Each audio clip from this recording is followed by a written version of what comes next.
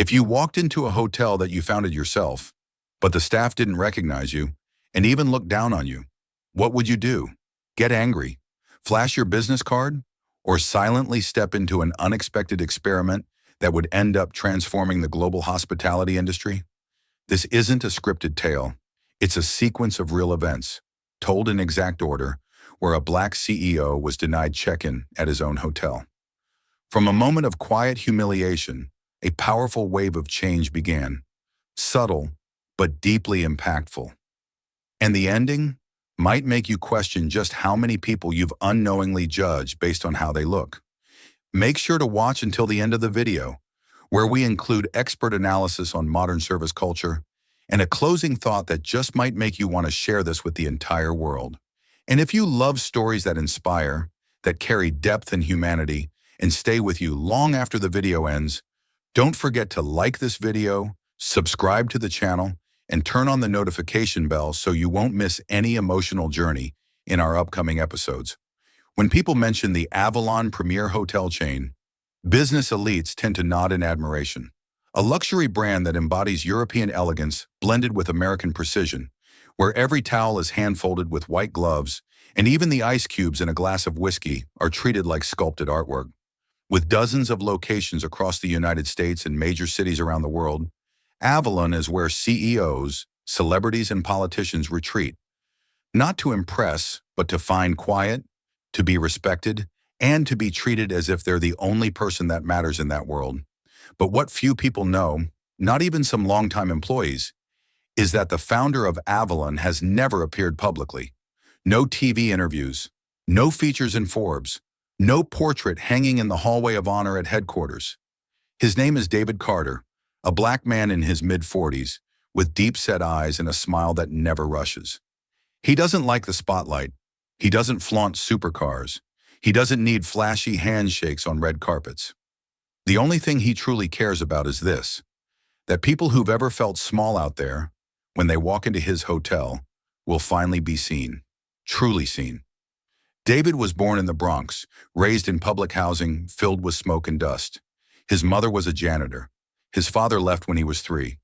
As a boy, whenever his mom took him along to the hotel where she cleaned floors, David would sit quietly in the hallway corner, watching shiny shoes glide past and wonder, if I grow up and own this hotel, would anyone know my mom was the one who made it spotless every night? That question never left him for 2 decades.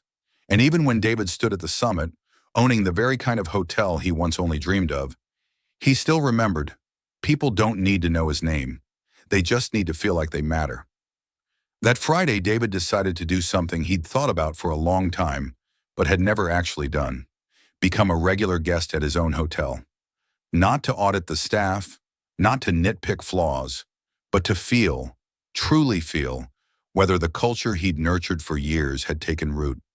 More importantly, to answer a quiet question in his heart: if I weren't the CEO today, would I still be treated with respect? He chose Avalon Premier, Chicago, a branch known for its blend of classical and modern design, frequently welcoming VIP guests from abroad, located in the heart of the city's busiest financial district. He booked an executive suite under the name Daniel Cross, a completely ordinary name, one that wouldn't draw attention or trigger any priority system. That morning, David dressed simply: earth-tone khakis, a plain white shirt without epaulets, a pair of New Balance sneakers worn slightly at the heels, no private driver, no designer luggage, just a gray rolling suitcase and a worn paperback by James Baldwin tucked into his coat pocket. From the airport, he took a cab straight to the hotel. Inside the taxi, the driver asked if he was traveling for business or pleasure. David smiled. Both, you could say. This place is pricey, man. What line of work are you in to afford it? David shrugged. I'm someone who works behind the scenes. The driver laughed. Oh, like a film director? David didn't say more. He just looked out the window, where skyscrapers rose like modern-day pyramids, the sunlight reflecting in his eyes, not blinding, but grounding. When the taxi turned into the Avalon driveway, a group of staff rushed to greet a family behind him, an Asian businessman and his relatives. Bellhops whisked away their luggage, opened the car doors, and handled Gucci bags as if they were sacred relics. And David? He stepped out quietly. No one noticed. He wasn't surprised. He wasn't disappointed. He just took note. As the revolving doors turned slowly, he walked in. The familiar scent from the whitewood and amber diffuser, approved personally by him back in 2019, still lingered. The marble floor gleamed so bright it reflected his gaze. The oil paintings on the wall still hung exactly where he'd placed them. Everything seemed perfect, but something felt off.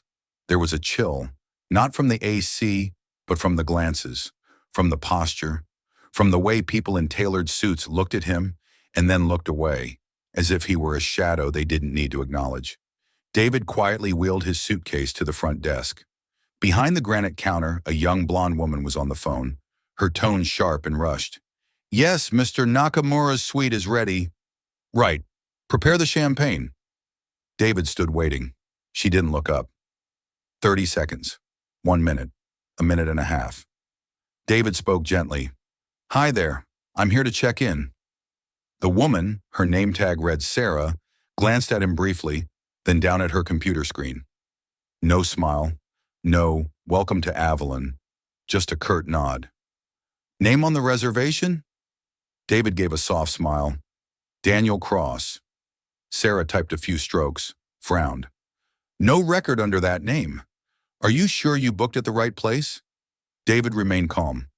"I have a confirmation email. Maybe there's been a system error." Sarah sighed lightly and replied without looking up. "Maybe, but if you're not in the system, you'll have to wait. I'm busy." At that moment, something in the air shifted. Not quite anger, not quite hurt, but a quiet confirmation that even if you built the world, you could still be shut out of it, if people only see the clothes you're wearing. David nodded. He opened his phone, took a screenshot, and said softly, "Thank you. I'll wait." Sarah didn't look at David again after saying, "You'll have to wait."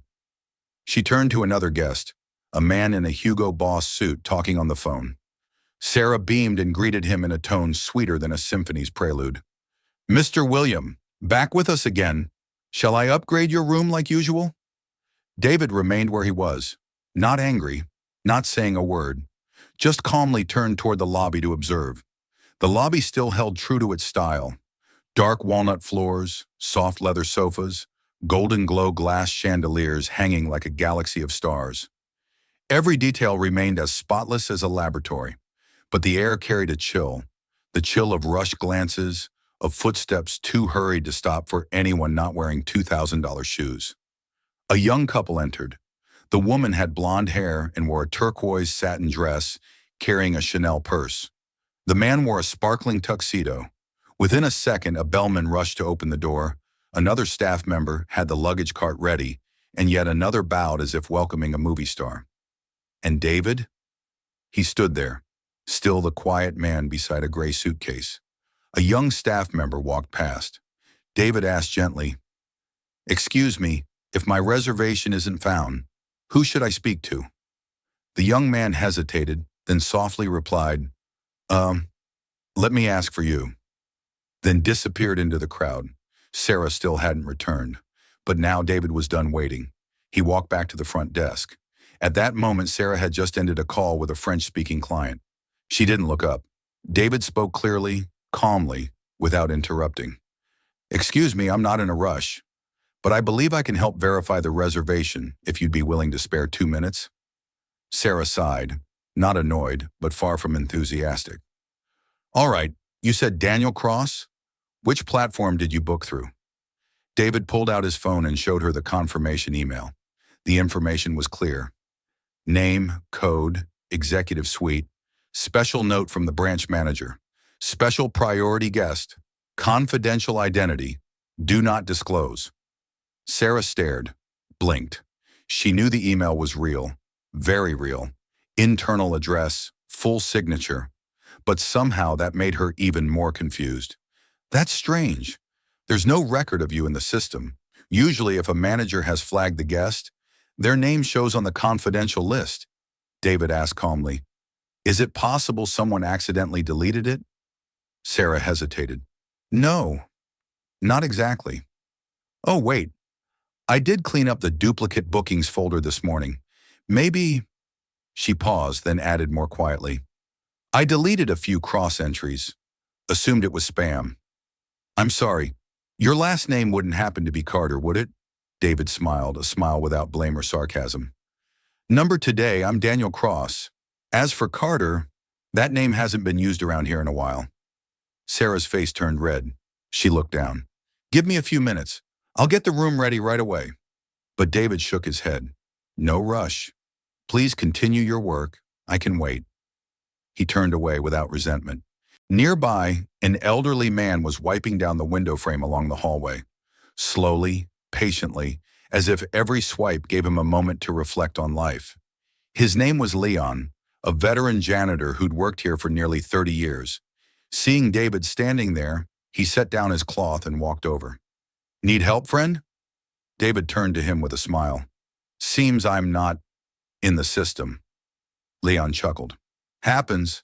Sometimes the system forgets the most important people. David tilted his head slightly. And how do you know who the most important person is? Leon replied without pause. They're the ones who don't get angry when forgotten, but are never forgotten afterward. David laughed softly. Leon went on. If you'd like, I can talk to the night manager. Or we could just sit and chat for a bit. I'm on my break. David looked at him like he'd just found a diamond in a pile of rubble. Sitting down to hear your life stories might be worth more than an $80 drink. Leon led David to a small stone bench behind the hotel, an area few guests ever visited. It had a tiled courtyard, a few potted Japanese asters, and an old black iron bench, slightly weathered, but clean. What do you do for a living? Leon asked as they sat down. David smiled, fiddling with the book in his hand. I build hotels. Leon didn't act surprised, didn't question him. Oh, here to study the competition? David shook his head. Number, I'm here to see if the things I believe in still exist. Leon looked at him as if he already understood something deeper. And what did you find? David sighed. I see a beautiful hotel, but maybe it's forgotten what made it beautiful. Leon nodded and didn't ask more.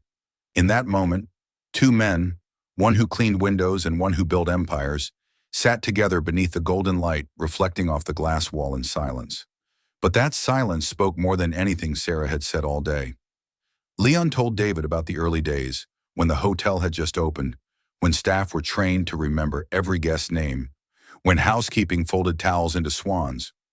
Not to impress, but from pride in their work. David listened intently, never interrupting. Leon, unaware of whom he was speaking with, seemed to trust the man deeply. He shared that he was once named Employee of the Year in 2004 and received a gold card labeled Service Without Orders, signed by the founder himself. David smiled, his eyes dimmed at that phrase. Do you still have that card? He asked. Leon nodded. I laminated it, still in my wallet. No one asks about it anymore, but I keep it, not for the value, but for the belief. David softly said, that card is real, and so was the man who signed it. Meanwhile, back at the front desk, Sarah began to feel uneasy. She reopened the system and checked the change history. Sure enough, Daniel Cross had been deleted at 9 a.m. By her. The system note beside it was cold. User, Sarah, deleted due to suspected spam booking. She sat still, a sinking feeling growing in her stomach. She reopened the email the guest had shown her. It was indeed from a senior executive, CC'd to internal security systems. Sarah had never seen an email so heavily encrypted. One small line at the bottom sent a chill down her spine. This guest is classified as internal level 0. Do not disclose under any circumstances. If issues arise, report directly to regional management or legal. She started trembling. Sarah opened the HR app and searched for Daniel Cross. Nothing. But when she back-searched the email address tied to the reservation, one name popped up. David Carter, Chairman, Avalon Group. Sarah froze. Her fingers brushed her name tag and felt as if it had dipped into ice water. Without a word, she stood up and walked straight into the branch manager's office. David had no idea about the quiet chaos unfolding inside. He remained with Leon, asking about memorable guests, secret staff dynamics only long-timers would know. Leon told him about a time a homeless woman wandered into the lobby during a storm. Security wanted her out, but one front desk employee quietly made hot tea, gave her a dry towel, and called for medical help. She got fired the next week, Leon said, shaking his head. Reason was breaching safety protocol. But compassion? No company policy covers that. David felt a pang in his chest. He realized what he had built might be slowly eroding, defended in the name of perfection, but hollowed by bureaucracy. His phone buzzed. A message from the regional director. Sir, are you currently at the Chicago branch? Staff here reported an emergency involving a confidential email. Should we send assistance? David replied, no need. I'll handle it. He stood up, thanked Leon for the conversation, and extended a hand. Do you have time tonight? I think this hotel needs a few people who still remember why it was created. Leon laughed. If you're buying me a hot chocolate, I'll make time. David nodded. Not just one, a whole tray of pastries too. He returned to the lobby, where the staff's gaze had shifted. A young employee bowed deeply. The waiter from earlier ran up. Would you like some water, sir? Or a drink while your room is being prepared? And Sarah, she stood behind the desk, her eyes full of barely hidden fear. David walked straight to her and stopped. No raised voice, no glare of anger. He simply asked, have you found my name yet? Sarah swallowed hard and bowed slightly. Yes, I have, and I'm sorry. David looked at her for a few seconds, then gave a small nod. Good. I'd still like to check in, not because of who I am, but because I made a proper reservation, like any regular guest. Sarah stammered, yes, your room is being re-prepared. I'll personally escort you. David waved his hand. No need. Let Mr. Leon take me. He's the only person today who made me feel like a guest here. No whispers followed, only silence. And within that silence was the weight of something that had just been rewritten. Not in the system, but in the way a brand would have to operate from tomorrow forward. The elevator slowly carried David to the 16th floor, the level reserved for the hotel's most elite guests. There was no background music, only the soft hum of the machine and the white light reflected on the polished stainless steel mirror. David looked into it and saw himself, simple clothes, upright posture, eyes that never wavered, and a feeling both familiar and strange, calmness within anger. Beside him, Leon stood silently, holding the suitcase. He said nothing more, only occasionally glancing at the man he still didn't know, yet somehow sensed he was walking beside a soul with serious gravity. When the elevator doors opened, the hallway revealed its cream-colored carpet, crystal wall sconces sparkling, and the faint scent of jasmine drifting from the automated fragrance system. Every detail was spot on. David was taken to room 1603, one of the suites with the widest view of Lake Michigan. Nearly 200 square meters, the room was outfitted with walnut furniture, Italian leather sofas, a curved glass desk, and a minibar with over 40 rare liquors. But David didn't look at any of that. He walked straight to the large glass doors, pulled back the curtains, and stared outside. Afternoon in Chicago was shifting like a painting washed in cooler tones. Buildings cast long shadows over the lake, and the sunset seemed to be slowly spilling down each street. David didn't need that light. What he sought was in the darkness, the soft darkness of memory, where in the early days he built this hotel with a single ambition, to create a place where anyone who walked in would feel they belonged. But now when he, the founder himself, had to prove his right to stay, he understood clearly. The real fear wasn't being forgotten, but seeing the culture of respecting every individual being replaced by formulaic service, where customers are categorized by handbag brands and social media appearances. Leon set the suitcase down gently, then softly asked, "You all right?" David nodded without turning back. "I'm fine, because I know where I need to start again." Leon didn't fully understand, but sensed a deeper meaning in the reply. He smiled and was about to leave when David called out, "Could you come back tonight? I'd like to invite you to dinner at the hotel's restaurant." Leon smiled, his eyes gleaming. "That would be an honor, but should I change out of my uniform?" David shook his head. "No need. You're the person I want to sit with, not to make a statement, but so others can see what they've forgotten." After Leon left, David called the front desk. This time, the night shift manager answered. A woman named Marie with a calm and respectful voice. I'm the guest in room 1603, he said. I'd like to reserve a table for two at the ground floor restaurant. A window table at 7 p.m., Marie confirmed promptly. David ended the call, then sat down in the velvet-covered chair, leaned back, and closed his eyes. He didn't sleep. He just listened to the distant sounds of the city through the cracked window. Like a reminder that the world waits for no one. And if he didn't act, what he once built could vanish beneath the glossy surface of indifference. Meanwhile, in the branch manager's office, Sarah sat facing Mr. Gilmore, a stern man in his 50s with graying hair and thick glasses. You're telling me you deleted a level 0 guest from the system? His voice was low but clearly shocked. Sarah muttered, I thought it was spam, and when I saw how he dressed, Mr. Gilmore said nothing. He just looked at her for a long moment, then turned to his assistant and signaled to review all transactions from that morning. I want a full report on every call, interaction, and communication related to room 1603, compiled by today. Sarah lowered her head, knowing this had gone beyond a simple operational error. This was no longer a mistake. It was a failure of judgment, one she had already failed at the very first glance. 7 p.m. at the ground floor restaurant. The space was elegant, with a live jazz band, dim lighting, and service so quiet it felt like a breath. David entered with Leon, still in uniform, though he had removed his gloves and name tag. A few staff paused when they saw the sight. A plainly dressed man walking with an elderly janitor, but no one said a word. David didn't ask for a special introduction, no nameplate, no announcement. He simply sat down, opened the menu, and told the server, 2 glasses of water, a light appetizer, and the chef's recommendation for the main course. Leon looked a bit hesitant, but David reassured him, Tonight, you're the guest of honor. Not because you helped me check in, but because you reminded me why I began this journey. The dinner passed peacefully, but the glances from some managers began to shift.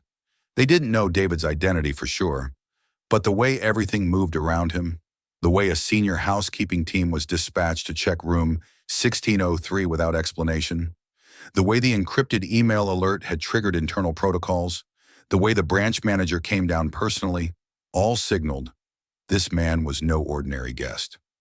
After dinner, David stood and shook Leon's hand, saying something the older man would remember forever. I think in the days ahead, I'll need you to return to a more important role, not cleaning windows, but cleaning how people see guests. Leon smiled as if on the verge of tears. He simply replied, If you call, I'll be there. Because sometimes to change an entire building, all it takes is one person pressing the elevator button at the right time. That night, David returned to his suite. He opened his laptop, logged into Avalon's internal system using a top-level access code, one of only 2 in the world. He pulled up the internal evaluation dashboard and began typing the first notes. First line, Avalon, Chicago. Second line, service culture is declining, urgent retraining required. Third line, some people deserve a promotion, and some need to be reminded that their job is not to recognize brands, but to recognize people. He clicked Save Draft and closed the laptop. The next morning, sunlight filtered through the sheer curtain of room 1603. David had been up early. He didn't need an alarm clock. A man who once had to wake at 4 a.m. to deliver goods for his mother would never lose that habit, even when managing thousands of employees later in life. He sat at the desk, sipping black coffee, the same kind he drank back in his startup days. Strong, unsweetened, unmixed, like the life he had lived through. On his laptop screen, the internal notes had expanded. Observations on staff attitude, inconsistencies in the internal evaluation system, signs of unconscious bias in guest reception, and recommendations for retraining standards. At exactly 8:15 a.m., the room phone rang. It was Marie, the night shift manager from the evening before, her voice calm but cautious. Mr. Cross, Mr. Carter, the branch director would like to meet you in the conference room on the 4th floor, if you have time. David replied immediately, I'll be down in 10 minutes. Thank you. He put on the same shirt from the day before, adjusted the sleeves, and smoothed out the wrinkles on his shoulder. No suit, no badge, just a small notebook, the kind with rough paper and a brown leather cover, that had followed him throughout the journey of building Avalon. The fourth floor was quiet, with only admin staff and a few tech teams checking the lighting system. The main meeting room, usually used for training or signing major contracts, had been prepared. Inside, Mr. Gilmore sat at the head of the table. Sarah stood behind him, her face tense like someone awaiting a verdict. Marie was also present, along with two other department managers. When David walked in, everyone stood up. No one signaled, but it happened instinctively, as if no one questioned the standing of the man who had just entered. David said nothing for a few seconds. He scanned the room. Then he calmly sat down and opened his notebook. Thank you all for coming. I don't want to prolong this meeting. I just want to share a few things that I believe will determine the future of this branch and of the entire system if left uncorrected. Mr. Gilmore straightened up, his voice low and serious. Sir, we sincerely apologize for what happened yesterday. This was an unfortunate incident. I personally take full responsibility. David shook his head gently. I didn't come here to find someone to blame. I came to see if this system still remembers why it was created in the first place. He turned to Sarah. Do you remember exactly what you said to me? Sarah swallowed hard. I told you to wait, and that your name wasn't in the system. David nodded. That's right. But what I remember most wasn't what you said. It was how you didn't look me in the eye when you said it. Indifference doesn't live in words. It lives in the way we look at people. The room fell silent. No one dared to interject. David continued. I once set an unwritten rule for Avalon from the very beginning. Every guest is a world unto themselves, not because they pay us, but because they carry a story. If we categorize those worlds by appearances or the brand of wallet they carry, then we've become a factory, not a place of welcome. Sarah lowered her head, her hands tightly clasped. David opened his notebook and read slowly.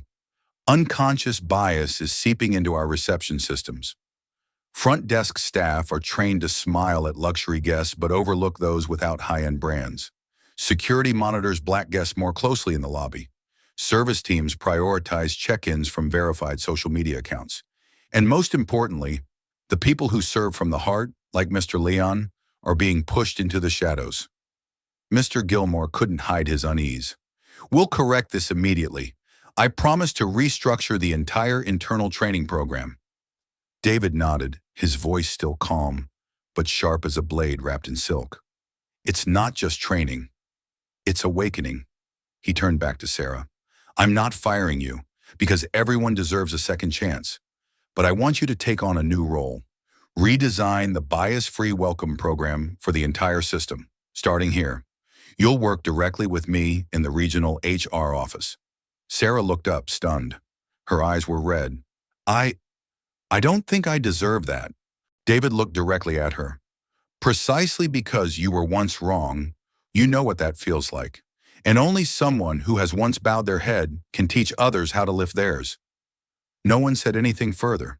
The meeting ended not with applause, but with a heavy silence. The kind that doesn't come from pressure, but from real change that had just begun. Leaving the meeting room, David didn't return to his suite. He walked straight down the hallway, leading to the back garden, where Mr. Leon was polishing an old bronze statue.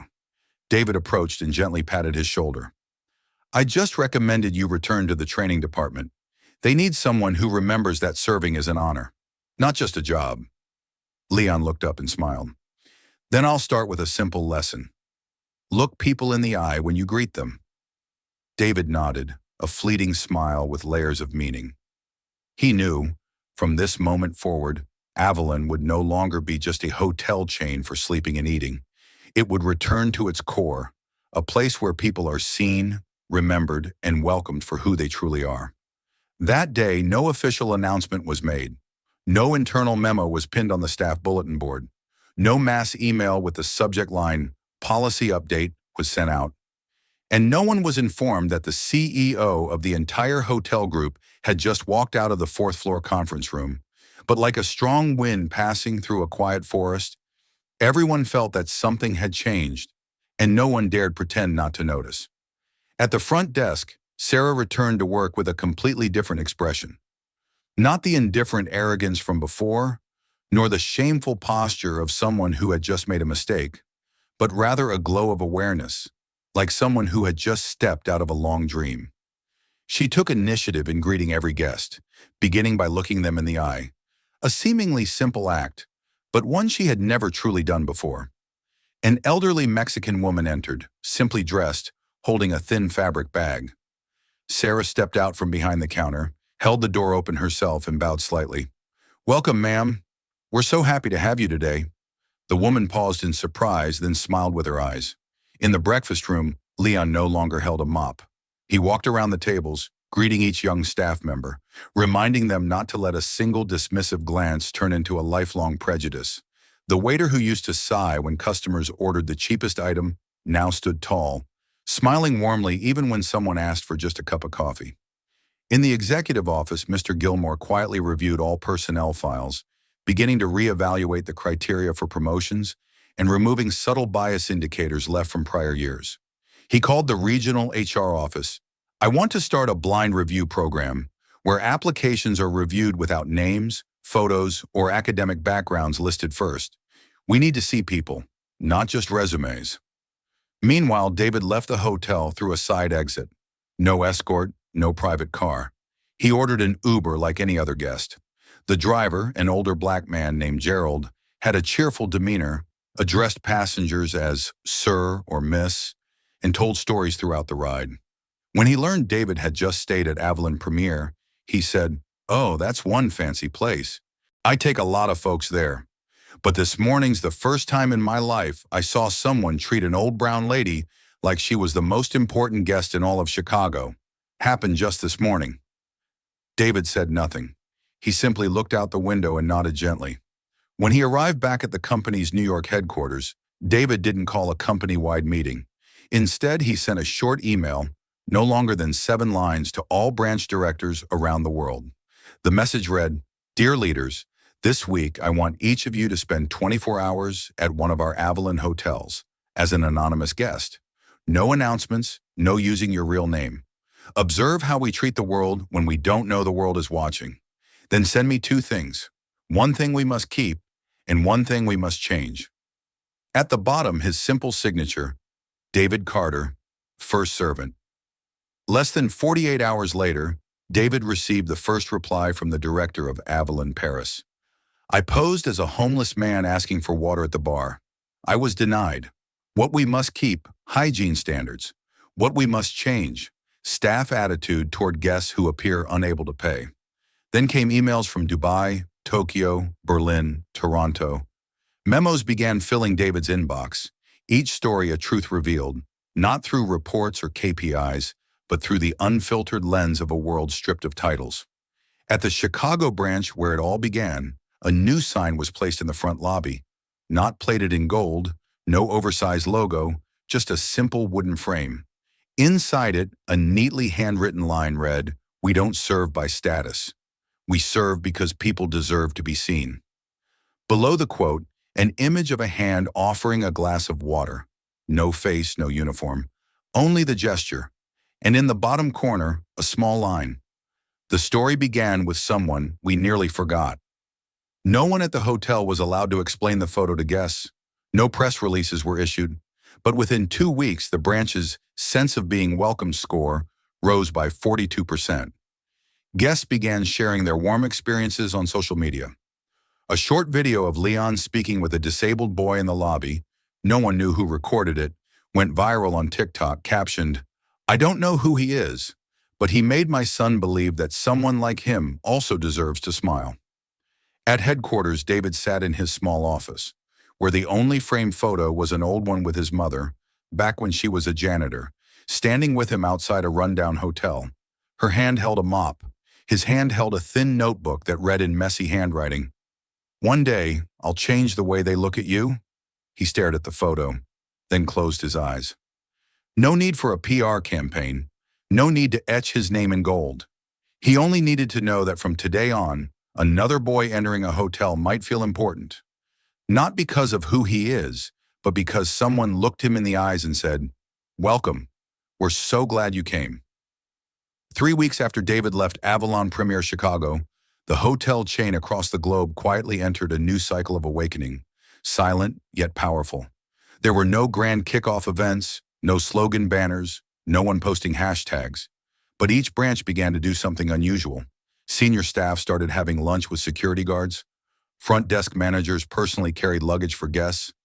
Housekeeping directors requested to work shifts with the cleaning crew to understand the hotel again, from the floor up.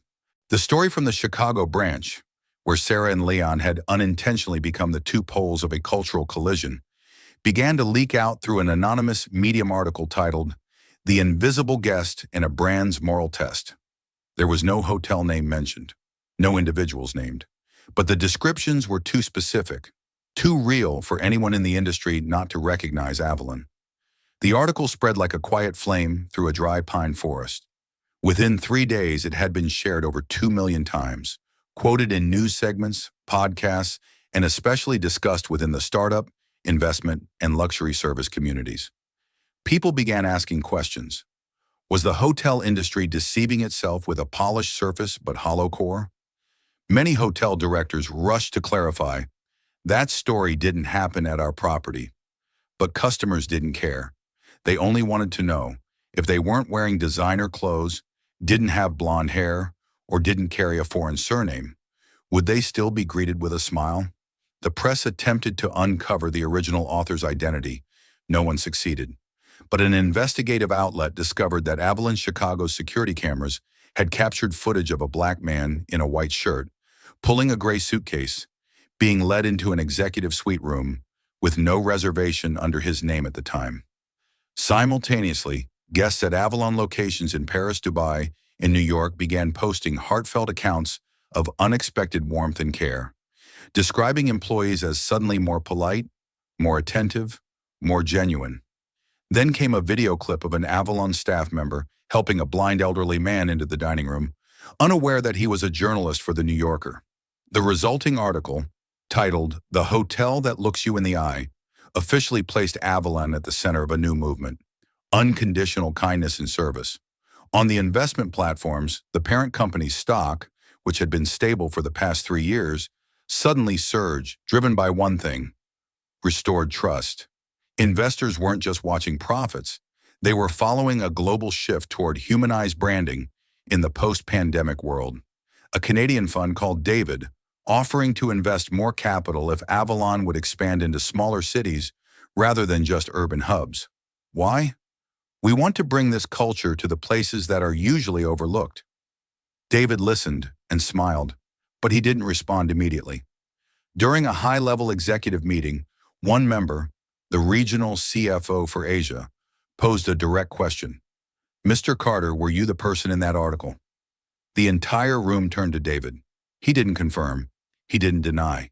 He simply said, "I think what matters isn't who the person was, but if the story is true, whether we're willing to change." Then he stood up and closed the meeting with one short sentence.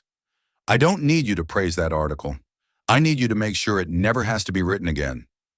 Back in Chicago, Leon was invited to speak at the first training session of the new Bias-Free Welcome program, led by Sarah. She hadn't just regained trust, she had become the face of a global initiative. Sarah couldn't hide her emotion as she introduced Leon onto the small stage, inside the very meeting room he once passed through just to clean the windows. Leon spoke with a raspy but steady voice. "I used to think I was just someone who cleaned floors. But after what happened, I realized I wasn't cleaning floors. I was cleaning the way people look down." When he stepped down, the room rose in a standing ovation, no signal given. Sarah came forward to embrace him. It was no longer just a hug between colleagues. It was a hug between someone who had once fallen and someone who had helped lift them up. The media dubbed the phenomenon the David Carter effect, though David never confirmed the story, never posted a speech, never held a press conference. He still worked in the same small office, with only one framed photo on the wall, an old picture of him and his mother when she was still a janitor, standing outside the back door of a shabby hotel. She held a mop. He held a small notebook with the scribbled line, "One day, I'll change the way they look at you." He looked at the photo, then closed his eyes. There was no need for a PR campaign, no need to have his name etched in gold. He just needed to know that from today onward, another little boy walking into a hotel might feel important. Not because of who he is, but because someone looked him in the eye and said, "Welcome. We're so glad you're here." Do you believe kindness can truly spread without cameras, spotlights, or applause? If you've ever witnessed a small act that changed someone's world, share it with us. And if this story made you reflect, feel something, or simply want to live better tomorrow, like this video, subscribe to the channel, and hit the notification bell so you don't miss the next part of this extraordinary journey. The event held at Avalon, Tokyo was discreet, yet carried immense weight. Operations directors from nearly 40 countries were invited, not for a celebration or an award ceremony, but to attend a service culture recommitment session, personally led by David Carter. There was no backdrop, no stage, no booming speakers. Each person was given a small notebook and asked to write one thing. If you were the worst customer anyone had, David remained silent for a few minutes. The real question wasn't whether to accept, it was whether a mission could lose its soul when it came with a condition. He spoke slowly. "I know the airline industry needs change, and I believe flight attendants deserve to be empowered to treat people with kindness. But if that means I have to walk away from Avalon, the place where I planted the first seed, then I have to ask, do you want someone to lead this, or do you just want a symbol to put on display?" The CEO replied, "We want action, and we want to start with something no one has dared to try." David didn't decline, but he didn't accept either. He left the office with a promise. "Give me a week. I'll let you know." On the flight back to New York, David didn't sit in first class. He chose an aisle seat at the back of the plane, where flight attendants are often too tired to smile after a long shift, where babies cry and no one wants the seat next to you. Beside him sat a brown-skinned woman in her 40s, wearing a cheap coat and holding a bag of takeout food. She looked tense. After a few minutes of silence, she softly asked, "Business trip?" David nodded. "You could say that." She gave a weak smile. "I'm going home. Just got turned down for a job. They said I didn't have the high-end hotel look." He looked at her. "You worked in hospitality before?" She nodded. 15 years, but they didn't even read that part of my resume." David didn't say anything more, but when the plane landed, he handed her a simple business card with just 3 lines. "Avalon Human School, Rebuilding Trust. Contact us if you still want to serve with your heart." A week later, David sent his response to the airline. "I'm not saying no, but I can't leave Avalon. If you truly want to begin, I can help design a foundational framework, but this journey must start from within your own team." What he didn't expect was that the airline CEO would publicly share David's response on LinkedIn, along with the hashtag #unconditional kindness.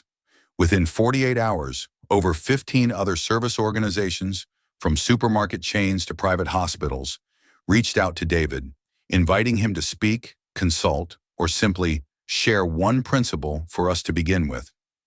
David chuckled and said to his assistant, "If I'd known getting rejected for dressing plainly could cause this kind of ripple effect, I would have dressed worse from the start." As the unconditional kindness movement continued to spread, David was no longer just a quiet figure in the background. Even though he never gave speeches, interviews, or wrote a memoir, major newspapers began to assign him titles he never asked for. The anonymous CEO, founder of the human-centered culture, the post-pandemic symbol of service. Clips of David at Avalon, Chicago, in the elevator, at the front desk, that no one noticed before, were now considered precious footage, analyzed, clipped, shared. One short video showing the moment David told Leon he wasn't just cleaning windows, but cleaning the way people looked, was shared over 40 million times in just 10 days. But when light shines brightly enough, it casts sharper shadows. A prominent social critic on Twitter wrote, "I don't question David Carter's kindness. I just question how someone can accidentally be exposed at the perfect moment for a brand's PR boost." A column in The Guardian asked outright, "Is this an expensive marketing campaign disguised as compassion?" A TikTok with over 8 million views mocked, You think they'd treat you the same if you weren't the guy who made the stock price rise? The more people praised, the more others doubted. In an internal meeting at Avalon headquarters, a senior manager, who had long opposed David's emotion-led personnel style, stood up and said, "With all due respect, I think we should start building a brand identity around the David Carter story, a short film, inspirational quotes, a published book. Now is the time to turn this beautiful thing into a lasting asset." David sat still. His expression didn't change. He didn't interrupt. He simply opened his notebook and wrote one line. When the manager sat down, David looked up. "I understand the desire to optimize brand value, but if we turn what just happened into a PR tool, we're no longer storytellers. We're bottling the label while the water inside hasn't even been purified." The room fell silent. He continued, "We don't need a hardcover book with my face on it. What we need are reprinted employee handbooks, with the first page reading, 'Every person deserves to be seen.'" A regional director asked, "So if major media networks invite you to speak, to inspire, would you decline all of them?" David looked straight at him. "I'll show up, but not to tell my story. I'll show up to tell the story of the first guest I ever saw turned away. A 17-year-old black girl denied service because she wore a hoodie and carried a worn backpack. She's not a media icon, but I still remember the look in her eyes, the one that asked the world, 'Am I not good enough?' That's the real story." Not everyone in the room agreed, but no one could deny that voice wasn't coming from a stage.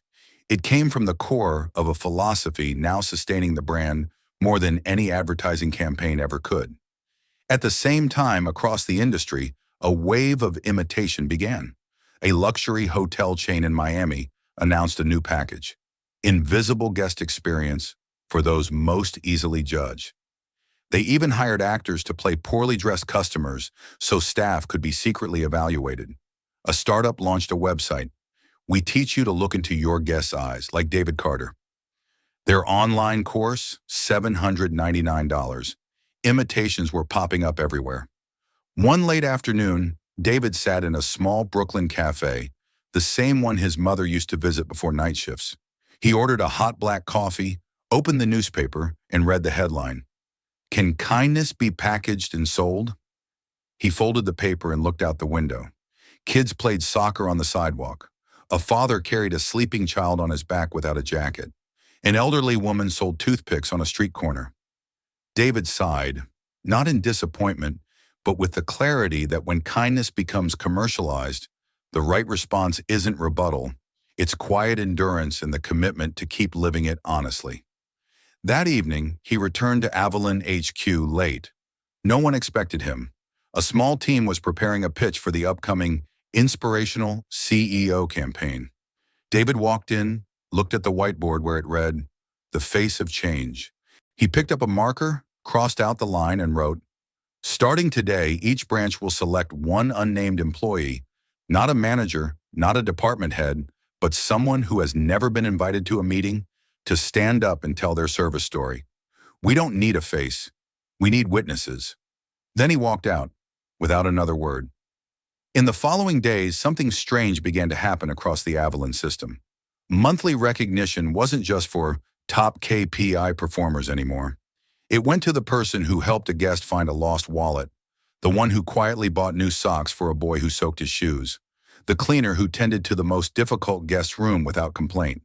No spotlight, no stage, just a line beneath their photo. The one who made a guest feel like they mattered. David didn't appear in those pictures, but everyone knew it was precisely his absence that allowed the rest of them to finally be seen.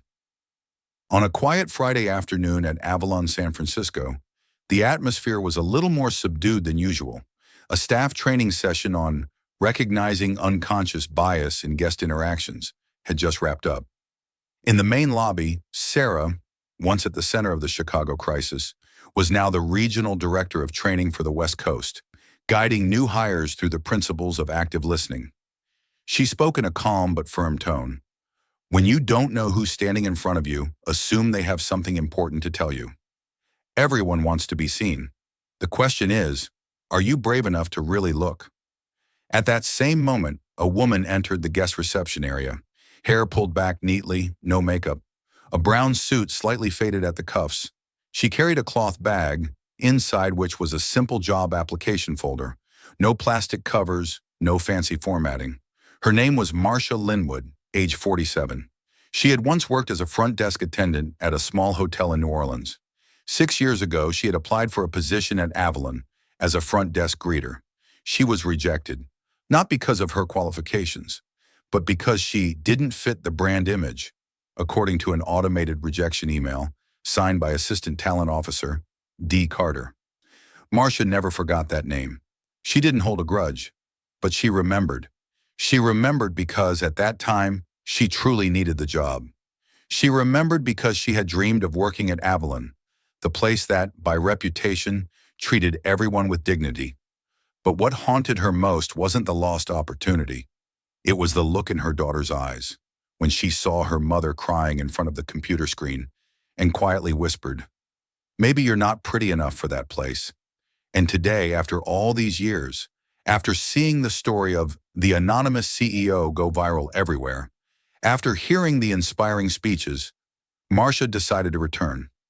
Not to confront, but to look the place that once turned her away in the eye and see whether what people said had changed, had truly changed.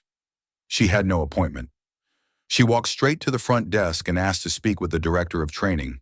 A young staff member escorted her to the waiting room. Not long after, Sarah walked in, unaware of who she was about to meet. When she saw Marcia, she paused mid-step. She didn't recognize the woman.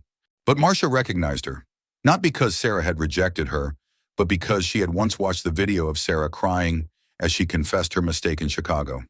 "Hello, I'm Sarah. How can I help you today?" Marcia smiled. "My name is Marcia Linwood. I'd like to reapply. But first I want to speak with the person who once signed the rejection letter sent to me." Sarah hesitated. "You're referring to David Carter," Marcia answered gently. "I know he probably doesn't remember. I'm not here to demand anything. I just want to ask. If I stood in front of him today, in these clothes at 47 years old without an Ivy League degree, would he still say I don't fit the brand image?" Sarah had no words, but she acted.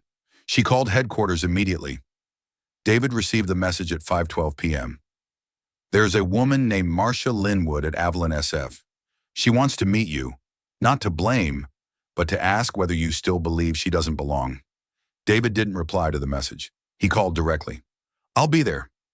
The next morning, David flew to San Francisco. No escort, no security. He walked in alone, just like anyone else. When he met Marcia, there was no performance. He began with a single sentence. "I remember that email. I don't remember you, but I remember allowing the system to send out responses that lack compassion. I'm sorry." Marcia sat in silence. She didn't cry. She didn't say, "I forgive you." She simply asked, "Do you honestly believe someone like me, someone older, someone without the standard look, could be the face that welcomes guests at Avalon?" David didn't respond immediately. Instead, he took out an envelope. Inside was a handwritten letter. "You know," he said, "I once hired a housekeeper who was a single mom, had only finished the 10th grade, and stuttered. But when a foreign guest had a minor accident in his room, she was the only one who knelt beside him, held his hand and said, 'We're here for you.' From that day on, he never stayed at any other hotel." He slid the letter across the table to Marcia. "This is a recommendation I wrote for you. If you still want to work in this industry, I'll be your reference. And if you know others out there who were once like you, bring them. This door is no longer closed because of age or appearance."